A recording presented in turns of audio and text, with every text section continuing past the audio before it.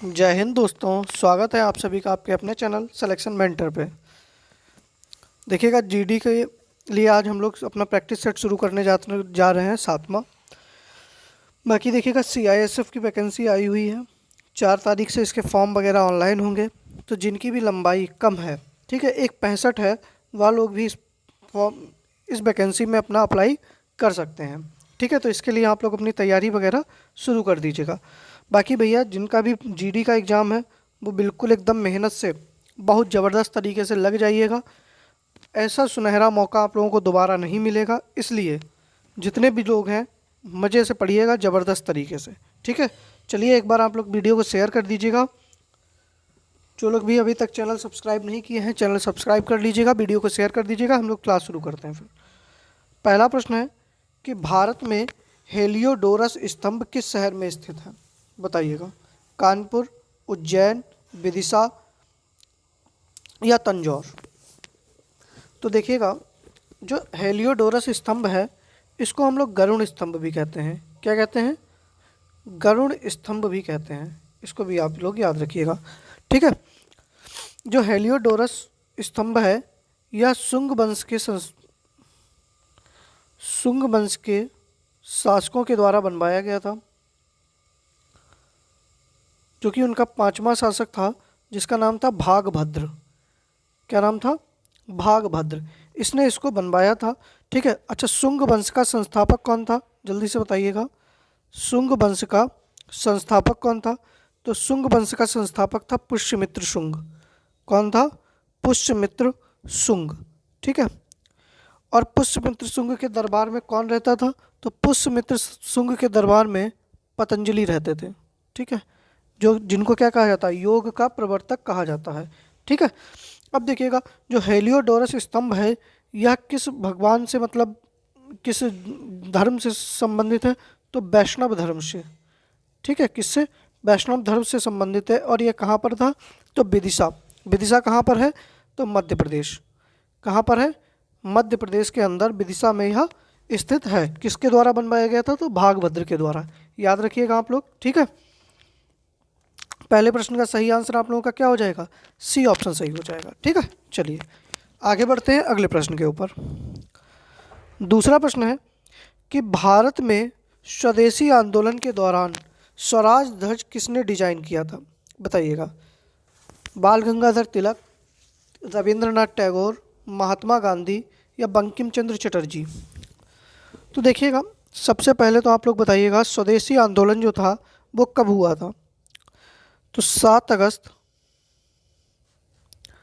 1905। कब? 7 अगस्त 1905 को स्वदेशी आंदोलन कहाँ पर? कलकत्ता के टाउन हॉल में। कहाँ पर? कलकत्ता के टाउन हॉल में। ठीक है, इसको भी याद रखिएगा। और इस स्वदेशी आंदोलन में अग्रणी भूमिका किसकी थी? तो अरविंद घोष, बाल गंगाधर तिलक और लाला लाजपत राय। ठीक है, अच्छा, स्वदेशी आंदोलन क्यों शुरू किया गया था? तो बंगाल विभाजन के विरोध में। बंगाल विभाजन के विरोध में। ठीक है, बंगाल विभाजन किस वायसराय ने किया था? तो कर्जन ने। किसने किया था? कर्जन के द्वारा बंगाल का विभाजन किया गया था। अच्छा, बंगाल विभाजन की घोषणा कब हुई? ठीक है, बंगाल विभाजन की घोषणा कब हुई थी? तो 20 जुलाई 1905। ठीक है, कब हुई थी? 20 जुलाई 1905। और लागू कब हुआ था बंगाल विभाजन? तो 16 अक्टूबर 1905 को लागू हुआ। याद रखिएगा ये सारी डेटें। और स्वदेशी आंदोलन के दौरान स्वराज ध्वज जो था वो महात्मा गांधी ने डिजाइन किया था। किसके द्वारा डिजाइन किया गया था? महात्मा गांधी जी के द्वारा डिजाइन किया गया था। अच्छा, स्वदेशी का सबसे पहले नारा किसने दिया था? आपसे प्रश्न बनेगा कि स्वदेशी का सबसे पहले नारा, सबसे पहले नारा किसने दिया था? तो बंकिम चंद्र चटर्जी ने। किसने दिया था? बंकिम चंद्र चटर्जी ने दिया था। और इन्होंने ही क्या लिखा था? भारत का राष्ट्रीय गीत भी बंकिम चंद्र चटर्जी के द्वारा ही लिखा गया है। ठीक है, तो दूसरे प्रश्न का भी सही आंसर क्या हो जाएगा? सी ऑप्शन आप लोगों का सही हो जाएगा। ठीक है, चलिए स्क्रीनशॉट ले लीजिएगा, आगे बढ़ते हैं। तीसरा प्रश्न है कि भारतीय संविधान का कौन सा अनुच्छेद लोगों के कल्याण को बढ़ावा देने के लिए राज्य को एक सामाजिक व्यवस्था बनाने का निर्देश देता है? अनुच्छेद 38, अनुच्छेद 40, अनुच्छेद 45, अनुच्छेद 44। तो बताइएगा। देखिएगा, अनुच्छेद 36 से 51 तक क्या है, तो रोज ही बता रहे हैं लगभग। डीपीएसपी हैं, मतलब राज्य के नीति निर्देशक तत्व हैं। कहाँ से लिए हैं? आयरलैंड के संविधान से लिए हैं। ठीक है, तो राज्य के लोगों को कल्याण का बढ़ावा देने के लिए, एक सामाजिक व्यवस्था बनाए रखने के लिए राज्य को निर्देश कौन देता है? तो अनुच्छेद 38 देता है। तो ए ऑप्शन आप लोगों का सही हो जाएगा। 40 में क्या है? तो ग्राम पंचायतों का गठन। क्या है? ग्राम पंचायतों का गठन। 45 में क्या है? तो 0 से 6 वर्ष के आयु के बच्चों की शिक्षा।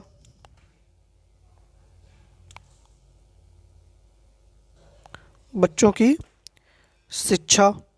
और 44 में क्या है? तो 44 में है आपका समान सिविल संहिता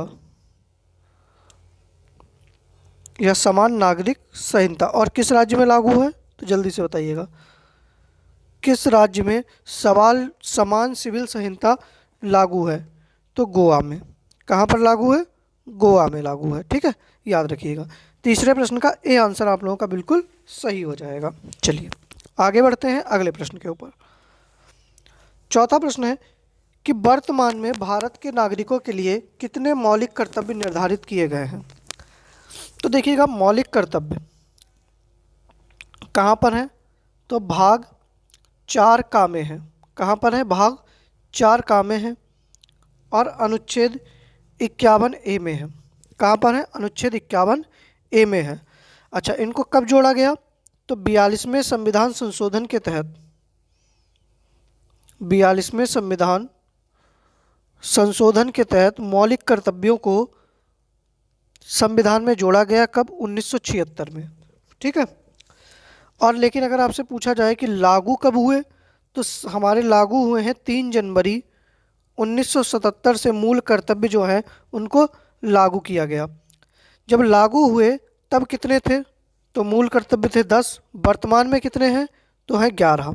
तो सही आंसर क्या हो जाएगा? सी ऑप्शन हो जाएगा। वर्तमान में कितने हैं? 11। किस समिति की सिफारिश पर मूल कर्तव्यों को लागू किया गया? तो सरदार स्वर्ण सिंह समिति की सिफारिश पर। सरदार स्वर्ण सिंह समिति की सिफारिश पर मौलिक कर्तव्यों को क्या किया गया? लागू किया गया। ठीक है, अच्छा दूसरी चीज़ ये बताइएगा, जो 11वां मूल कर्तव्य है वो कब जोड़ा गया? तो 86वें संविधान संशोधन के द्वारा। ठीक है, संशोधन कब हुआ? सन 2002 में के द्वारा क्या किया गया? 11वां जोड़ा गया।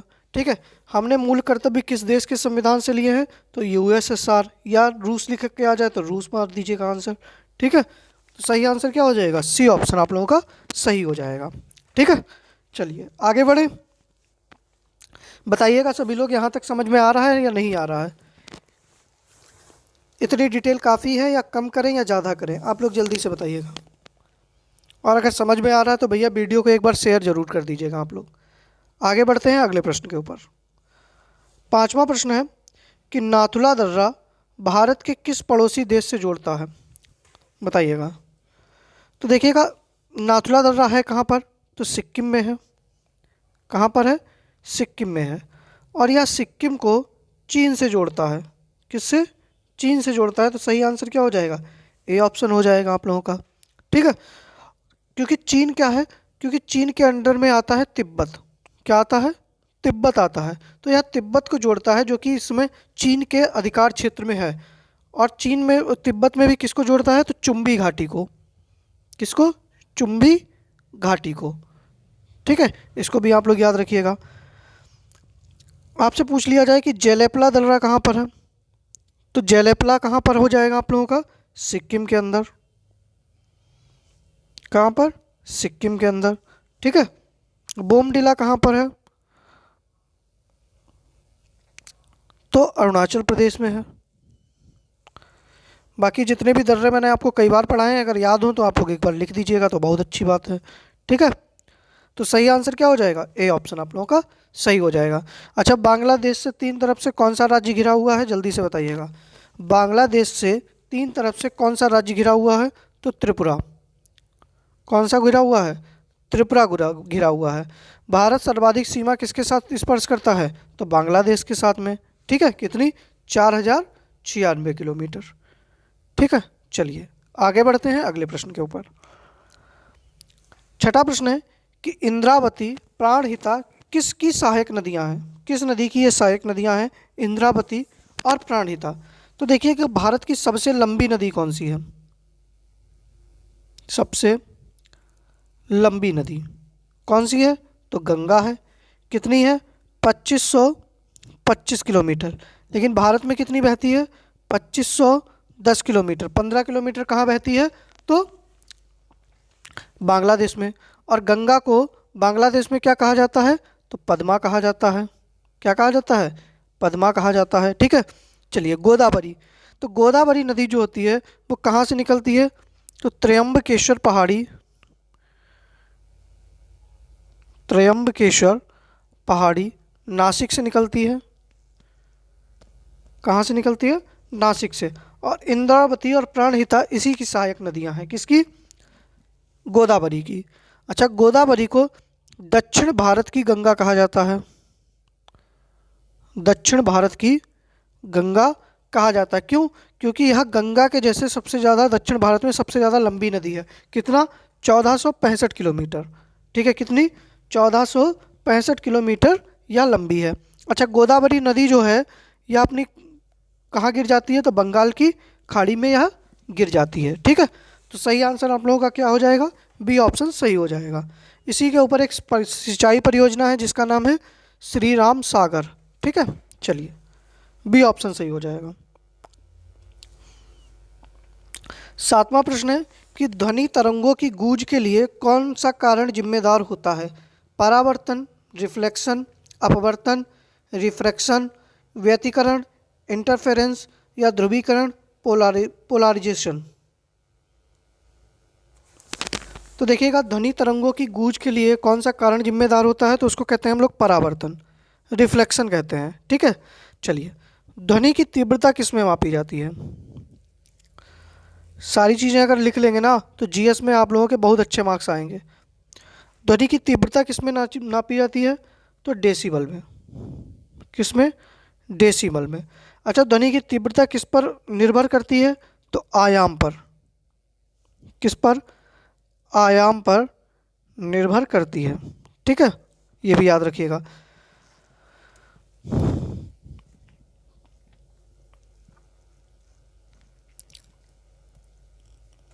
आगे बढ़े, चलिए अगला प्रश्न है किसके कारण खसरा बीमारी होती है? बैक्टीरिया है, कवक है, वायरस है या फिर आपका अमीबा है? बताइएगा जल्दी से। तो सही आंसर आप लोगों का क्या हो जाएगा? खसरा जो होता है वो किसके द्वारा फैलता है? तो वायरस के कारण फैलता है। ठीक है, चलिए अच्छा अब आप लोग बताइएगा, जो हमारा पोलियो है, ठीक है, क्या है? पोलियो। तो पोलियो का टीका किसने बनाया? टीका। और वायरस वायरस कह रहे हैं। और वैक्सीन किसने बनाई? ड्रॉप किसने बनाया, इसे मानो।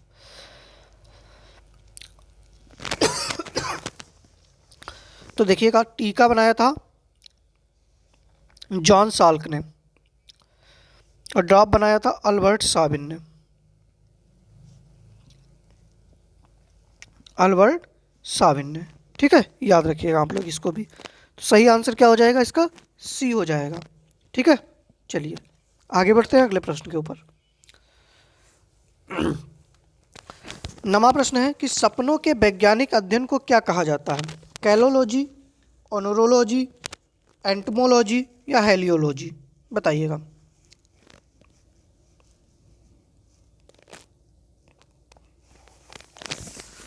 तो देखिएगा, जो मानव सौंदर्य का अध्ययन किया जाता है, मानव सौंदर्य का अध्ययन, वो किस में होता है? कैलोलॉजी में होता है। सपनों का वैज्ञानिक अध्ययन किस में होता है? ऑनरोलॉजी में होता है। कीट का अध्ययन किस में होता है? तो एंटमोलॉजी में होता है। और सूर्य का अध्ययन किस में होता है? तो हेलियोलॉजी में होता है। चलिए, हिप्नोलॉजी में किसका होता है? जल्दी से बताइएगा, हिप्नोलॉजी में किसका अध्ययन होता है? ठीक है, जल्दी से बताइएगा, हिप्नोलॉजी में। ऑर्निथोलॉजी में किसका होता है? तो हिप्नोलॉजी में किसका होगा? नींद का। और ऑर्निथोलॉजी में किसका होगा? पक्षियों का। ठीक है, याद रखिएगा, सही आंसर बी हो जाएगा। आगे बढ़ते हैं अगले प्रश्न के ऊपर। अगला प्रश्न है, बैंक दर क्या होती है?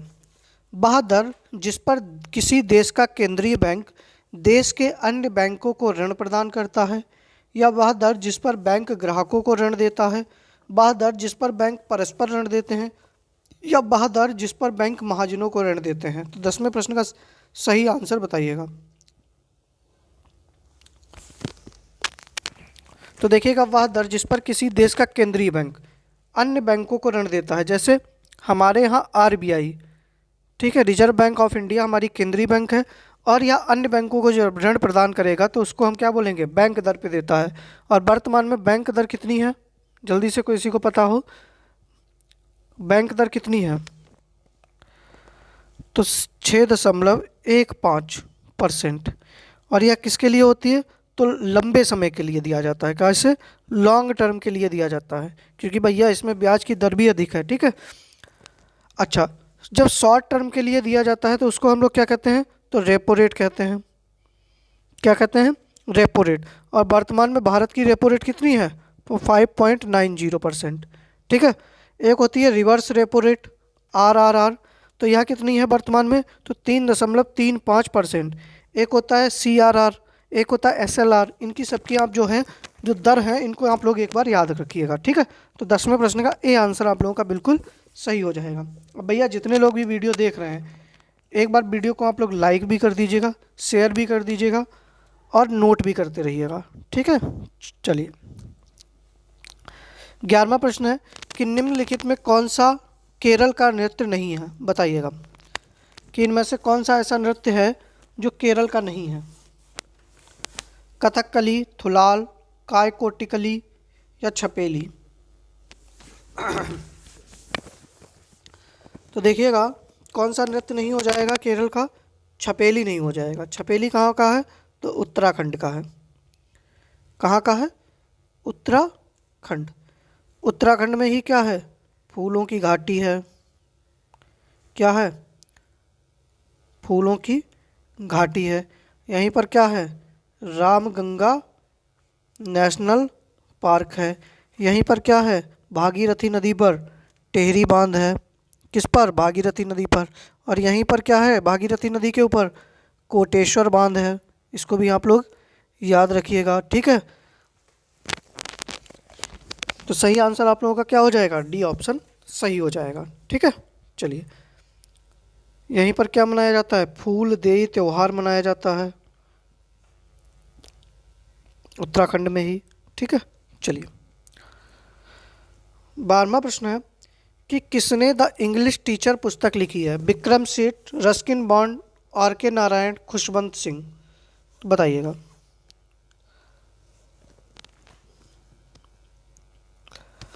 तो देखिएगा, विक्रम सेठ ने तो बहुत सारी पुस्तकें लिखी हैं, मैंने उस दिन ही आपको बताई थी।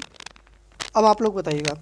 रस्किन बॉन्ड की द सॉन्ग ऑफ इंडिया, ठीक है, एक लिख लीजिएगा, children of India, children of India. RK Narayan ने लिखी थी एक मालगुडी डेज। कौन सी? मालगुडी डेज। और इन्होंने ही द इंग्लिश टीचर लिखी है। खुशवंत सिंह ने लिखी है द सनसेट क्लब। और इन्होंने कौन सी लिखी है? Train to Pakistan. और इन्होंने लिखी है खुशवंत सिंह ने ही the guide, sorry the guide इन्होंने नहीं लिखी है, द गाइड आर के नारायण की है। द गाइड किसकी है? तो आर के नारायण की है। इसको भी आप लोग याद रखिएगा। ठीक है, तो सही आंसर आप लोगों का क्या हो जाएगा? सी ऑप्शन सही हो जाएगा। ठीक है, चलिए 13वां प्रश्न है कि विश्व गौरैया दिवस किस दिन मनाया जाता है? तो देखिएगा, हम लोग 20 मार्च को क्या मनाते हैं? तो हैप्पीनेस डे।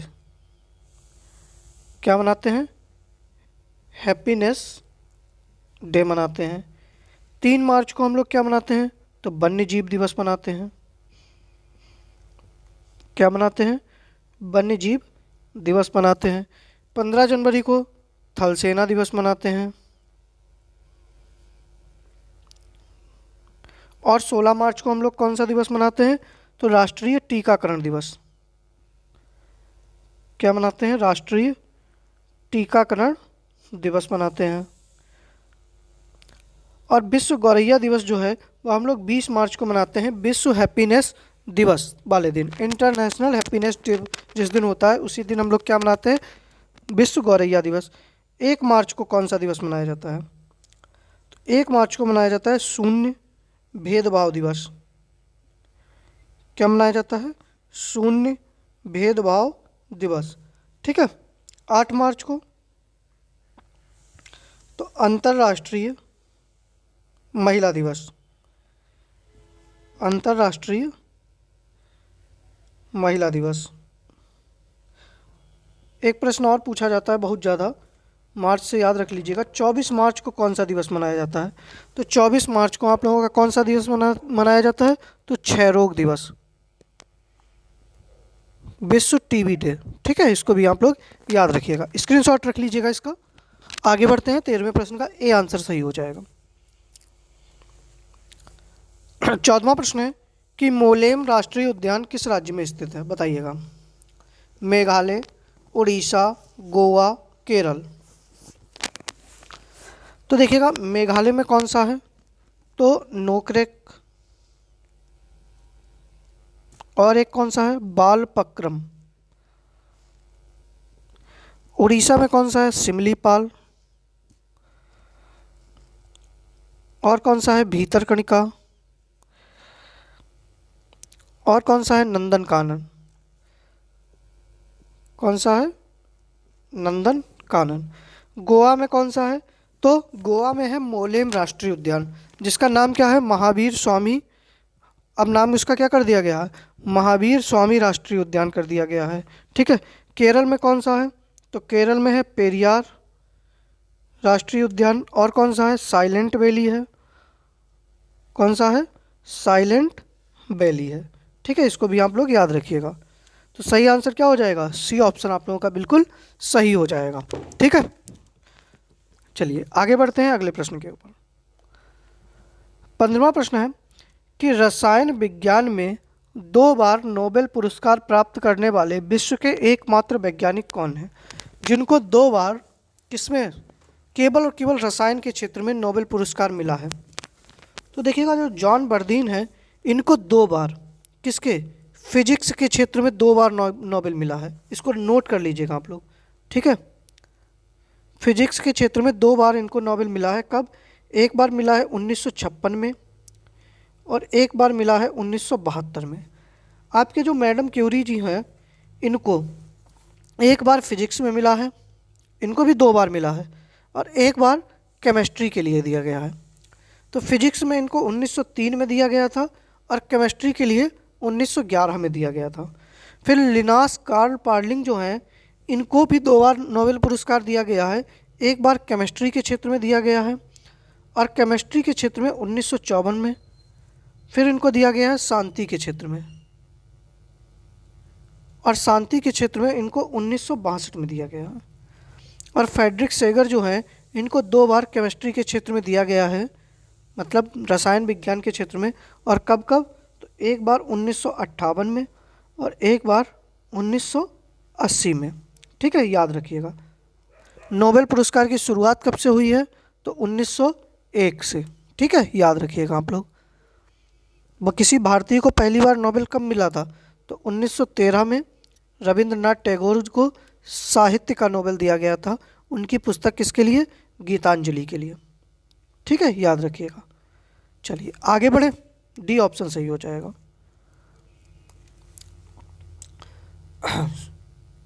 16वां प्रश्न है कि हाल ही में किस साहित्यकार को 31वें सरस्वती सम्मान से सम्मानित किया गया? शरद पगारे, असगर बजाहत, रामदरस मिश्रा, शरण कुमार लिम्बाले।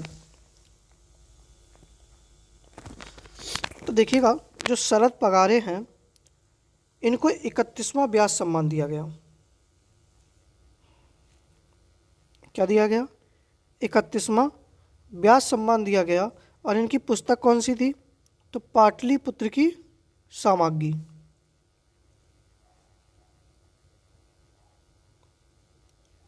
ठीक है।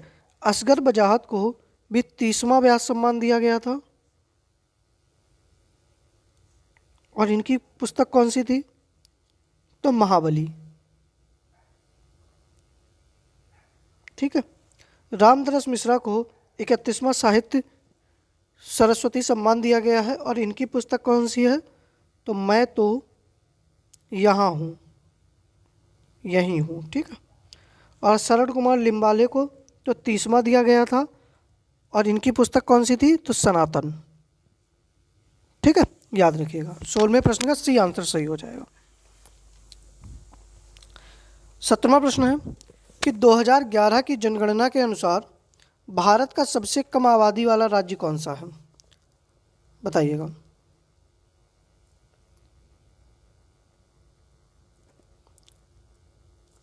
जो 2011 में भारत की जनगणना हुई थी, तो सबसे कम आबादी वाला राज्य जो था वो कौन सा था? सिक्किम था। ए ऑप्शन सही हो जाएगा। ठीक है। सबसे कम जनघनत्व वाला कौन सा था? सबसे कम जनघनत्व वाला तो कौन सा हो जाएगा? अरुणाचल प्रदेश। कौन सा था? अरुणाचल प्रदेश। अच्छा, आपसे पूछ लेता है कि सर्वाधिक आबादी वाला या सर्वाधिक जनसंख्या वाला, तो सब लोगों को पता है यूपी है। लेकिन अगर आपसे सर्वाधिक जनघनत्व पूछ लेता तब कहाँ बताते हैं आप लोग? तो क्या हो जाता? बिहार। क्या हो जाता? बिहार हो जाता। ठीक है। चलिए, 17वें प्रश्न का ए आंसर सही हो जाएगा। 18वां प्रश्न है कि निम्न में से कौन सा एक ऑपरेटिंग सिस्टम नहीं है? बताइएगा। लाइनक्स, विंडोज़ 98, C++ या विंडोज़ 7।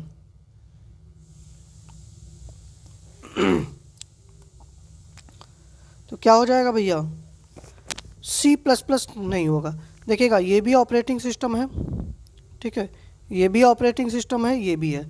लेकिन C++, कोबॉल, ठीक है, फोर्टॉन, ये सब क्या है? तो ये कंप्यूटर की लैंग्वेज है। क्या है? कंप्यूटर की भाषाएं हैं ये।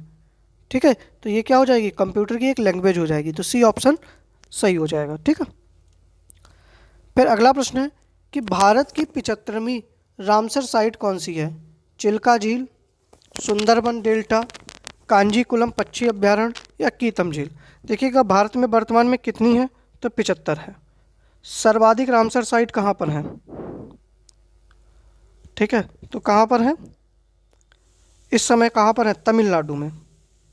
कहाँ पर है? पहले उत्तर प्रदेश में थी, लेकिन अब बढ़कर कहाँ हो गई है? तो तमिलनाडु में 14 है। इसके बाद उत्तर प्रदेश में है, तो उत्तर प्रदेश में कितनी है? तो 10 रामसर साइट है। याद रखिएगा। ठीक है। देखिएगा, भारत की पहली रामसर साइट कौन सी थी? पहली रामसर साइट तो चिल्का झील। कौन सी थी? चिल्का झील, उड़ीसा में है। भारत की सबसे बड़ी रामसर साइट कौन सी है? तो सुंदरबन डेल्टा। भारत की 75वीं रामसर साइट कौन सी है? तो कांजीकुलम पक्षी अभ्यारण्य है, तमिलनाडु के अंदर। ठीक है। कीथम झील कहाँ पर है, जिसको सुर सरोवर भी कहते हैं? तो यह उत्तर प्रदेश में है। कहाँ पर है? उत्तर प्रदेश के आगरा में है। यह भी एक रामसर साइट ही है। अच्छा, जो रामसर समझौता है यह कब हुआ था?